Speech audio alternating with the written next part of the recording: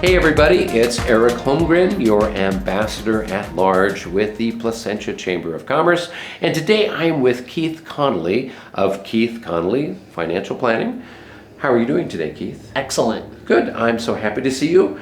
I'm really excited to find out a little bit more about what you do and how you got involved in financial planning. So tell me a little bit about what you do with your financial planning or your business. Yeah, well, I got interested in financial planning because my father was a part owner of a trucking corporation in the southeast of the country. And he had all these questions about, business succession, who would take over the business if something were to happen to him, death, disability, retirement, or questions about, retirement income, translating that business income into retirement income, what type of retirement plan was best for him. And I was also involved in the student loan industry, so I was counseling a lot of people on personal finances. So I got really interested in money, but I realized I didn't know a whole lot. So what I did was I wanted to become a financial advisor, but I didn't want to go and work for a big box company. I wanted to be independent, so I bought the education requirement for the Certified Financial Planner designation. Most people who do the CFP education have been in the industry for about 3 to 5 years. I did it before I ever got into the industry because I wanted to have a good foundation. Okay.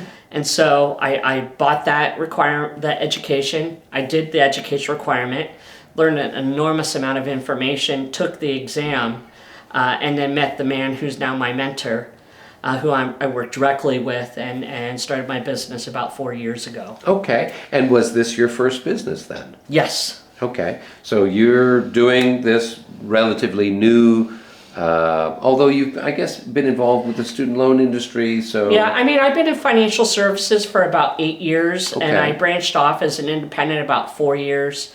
They say it takes a financial advisor about 3 to 5 years really to get some traction and to become a bit more independent and be able to be self-sustaining. Okay. So I definitely have seen that uptick and of people coming through my door and ready to work with me. And so that's been a lot of fun. Okay, well that's good. And for you, who would you say is a typical kind of client, or what is it that they're looking to do? Yeah. Well, because of my student loan experience, I work with a whole lot of folks who are in their beginning career in the medical field. Nurses, physician assistants, and resident physicians, helping them with their student loans and then their insurance and then beginning in their investments. But I really focused the primary amount of my time on business owners who are over age 50 and have 5 or more employees with about $500,000 of revenue or more. Okay, and that's kind of your sweet spot. Yeah, for having a bundle. Because they have a lot of different complex financial planning needs. They really need to wed together their business financial planning needs, with taxes with the corporation, retaining employees, long-term business financial planning, but then they also have this personal element, and how do you make the business translate into retirement income or to preserve the business or to sell the business at a point in time when you're ready to retire. Okay, well that sounds like that has lots of interesting pieces that you would then put together for the... It really is, and it's really complex, and business owners don't want to think about it necessarily, but they know they have to. And my advice to them is the sooner you do that, the sooner you put into place some steps and some plans to either sell the business or transfer the business, whether that's to children, grandchildren, or maybe to a key employee, the better off you'll be. What I do with a lot of my business owner clients is I can provide them with a complimentary business valuation, and they shouldn't be doing that when they're selling. They should be doing that about 5 to 10 years or more before they're ready to sell, so that they can get the most value out of their business. Okay, that makes sense. So, as you know, with our chamber chats, in addition to learning more about our business people, we also are trying to kind of tap into the collective business wisdom in the chamber.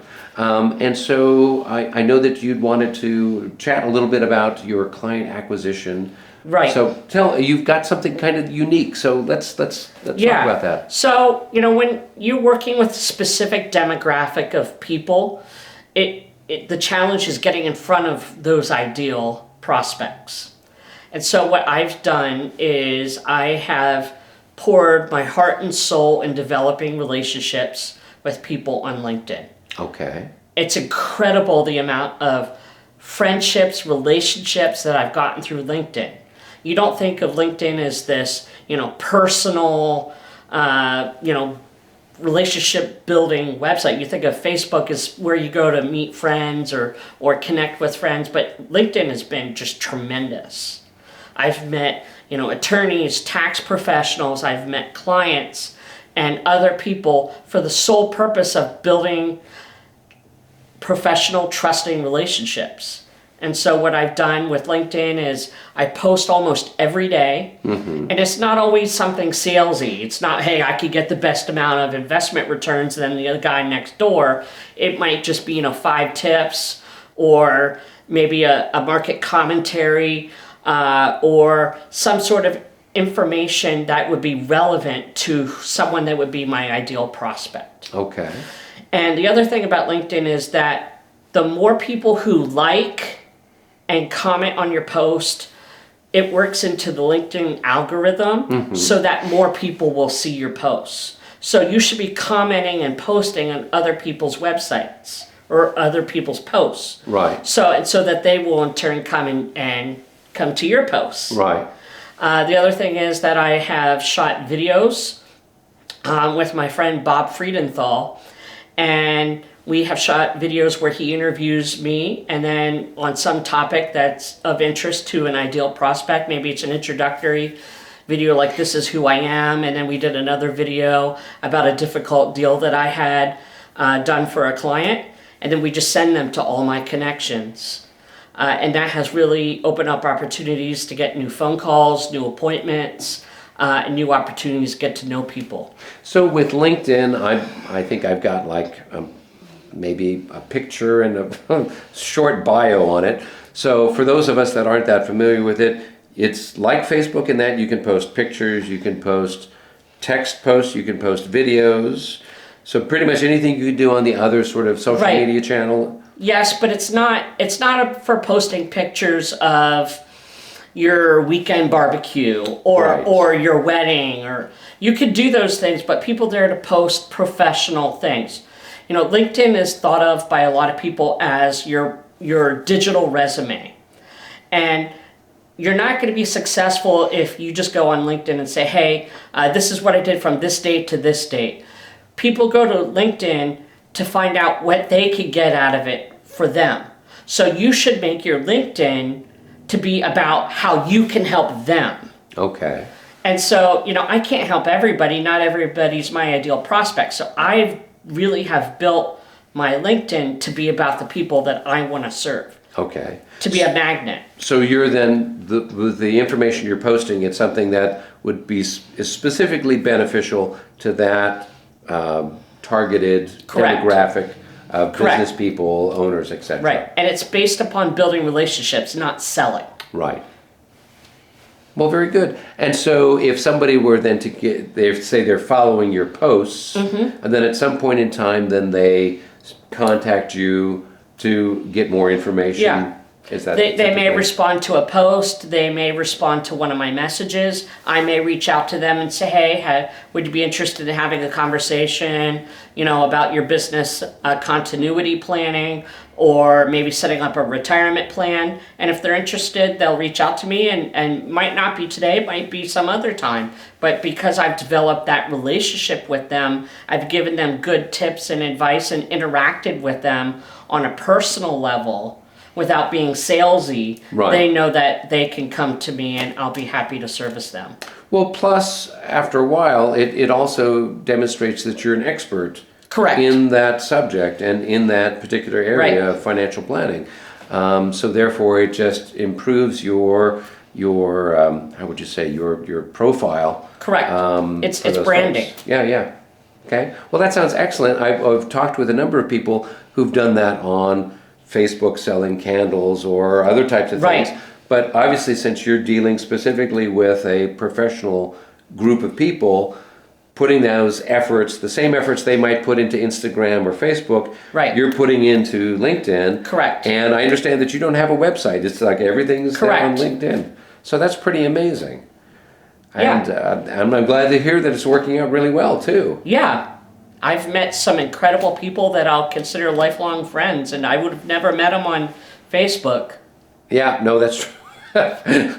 Well, we won't talk about Facebook. So, Keith, it's been wonderful chatting Excellent. with you. Thank you so much. And learning more about not only your business, but also this avenue of meeting new clients through LinkedIn.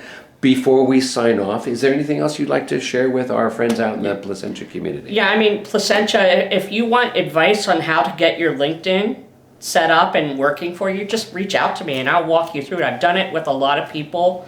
You know, you really want to get your connections up above 3,000 people. You want to get some good content, and I have some really good ideas on how to do that just from my own experiences. That is terrific. That is terrific.